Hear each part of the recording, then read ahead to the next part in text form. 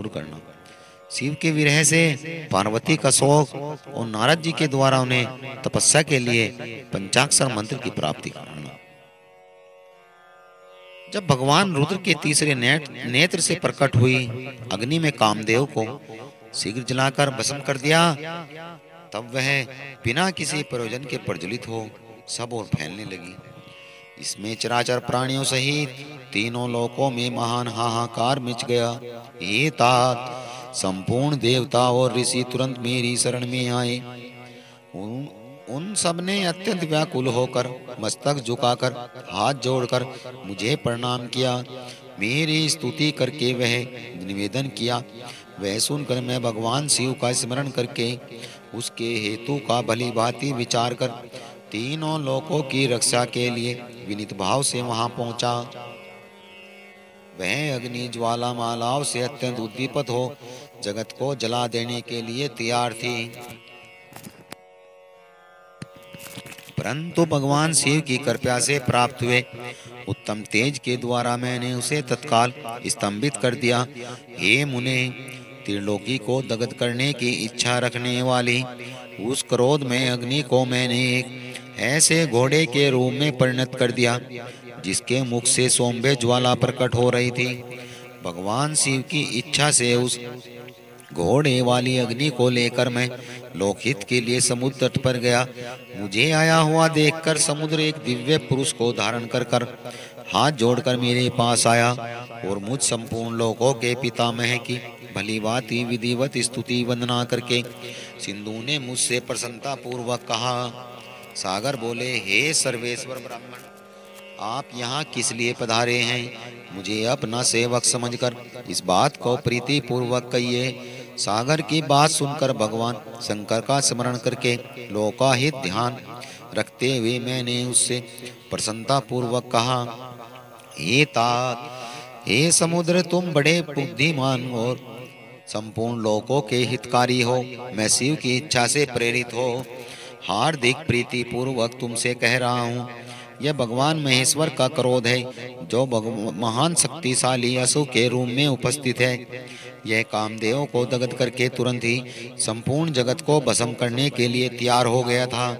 यह देखकर पीड़ित हुए देवताओं की प्रार्थना से मैं शंकर इच्छावश वहां गया और इस घोड़े को तैयार किया। फिर मैंने इसे घोड़े का रूप दिया और मैं इसे यहाँ लेकर आया हूँ। हे जलाधार, मैं जगत पर दया करके तुम्हें यह आदेश दे रहा हूँ, इस महेश्वर के क्रोध को जो वांडव का रूप धारण करके मुख से ज्वाला प्रकट करता हुआ खड़ा है, तुम प्रलय काल पर्यंत धारण किए रहो। श्रीपत्ये, जब मैं यहाँ वापस आऊंगा तब तुम भगवान शंकर के अद्भुत क्रोध को छोड़ देना।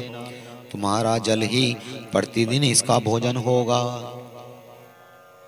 तुम यत्न पूर्वक इसे ऊपर ही धारण किए रखना, जिससे यह तुम्हारी अनंत जलराशि के भीतर न चला जाए। हे नारद, मेरे ऐसा कहने पर समुद्र ने रुद्र की क्रोधाग्नि रूप वडनाल को धारण करना स्वीकार कर लिया, जो दूसरे के लिए असंभव था। उसके बाद वह वडवाग्नि समुद्र में प्रविष्ट हुआ और ज्वालामाओं से प्रदीप्त हो सागर की जलराशियों का दहन करने लगी।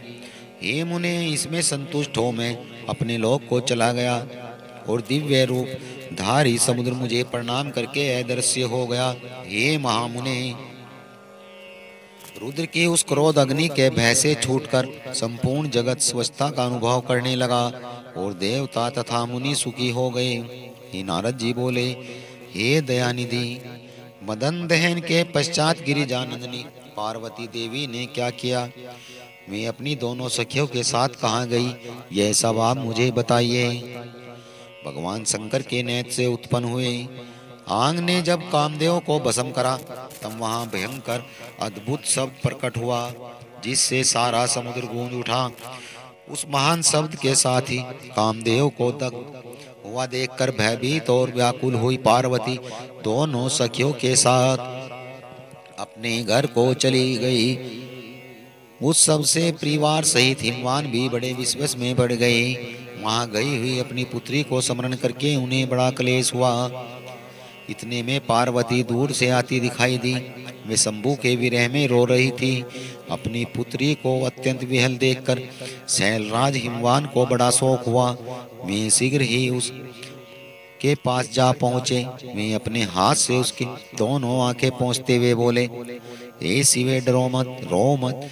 ऐसा कहकर अचलेश्वर हिमवान ने बड़ी अत्यंत विहल हुई पार्वती को शीघ्र गोद में उठा लिया और उसे सांत्वना देते हुए अपने घर ले आए।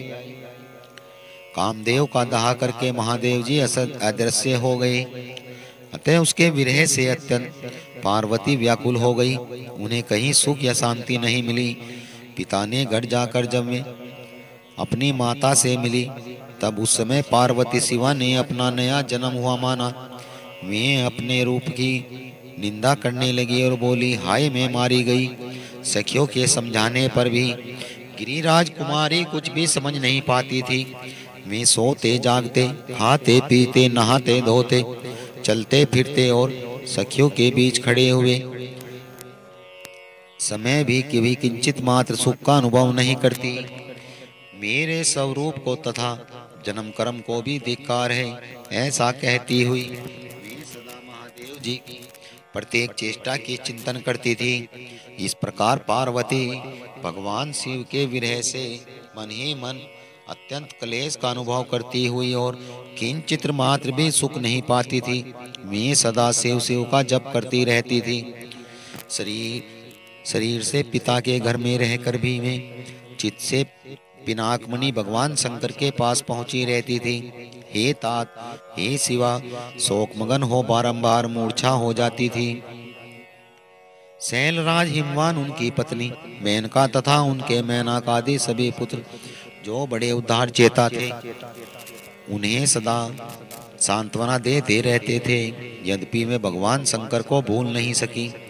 बुद्धिमान देवर से एक दिन इंद्र की प्रेरणा से इच्छा अनुसार घूमते हुए तुम हिमालय पर्वत पर आए। उस समय महात्मा हिमवान ने आपका आदर सत्कार कर कुशल मंगल पूछा। फिर तुम उनके दिए हुए उत्तम आसन पर बैठे। उसके बाद शैलराज ने अपनी कन्या के चरित्र का आरंभ से ही वर्णन किया। किस तरह उसने महादेव की सेवा की और किस तरह उसके द्वारा कामदेव का दहन हुआ, यह सब कुछ बताया। यह सब सुनकर आपने कहा, हे शैलेश्वर, भगवान शिव का भजन करो। फिर उनसे विदा लेकर तुम उठे और मन ही मन शिव का सिमरण कर शैलराज को छोड़कर एकांत में काली के पास आए। हे मुने, तुम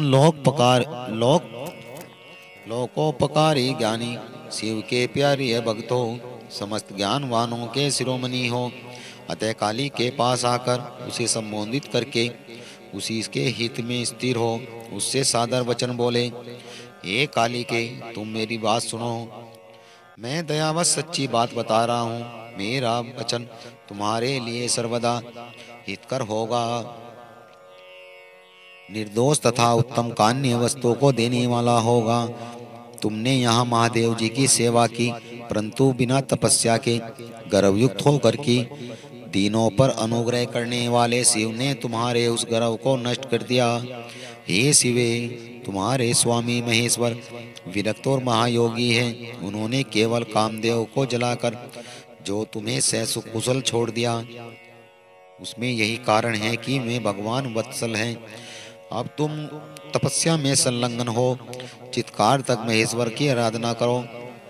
तपस्या से तुम्हारा संस्कार हो जाने पर रुद्रदेव तुम्हें अपनी सहधर्मिणी बनाएंगे और तुम भी कभी उन कल्याणकारी शंभु का परित्याग नहीं करोगी। हे देवी, तुम हठ पूर्वक शिव को अपनाने का यत्न करो।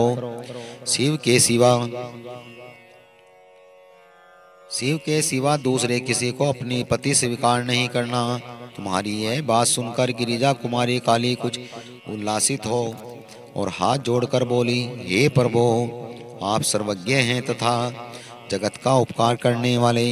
हे मुने, मुझे रुद्रदेव की आराधना के लिए कोई मंत्र दीजिए।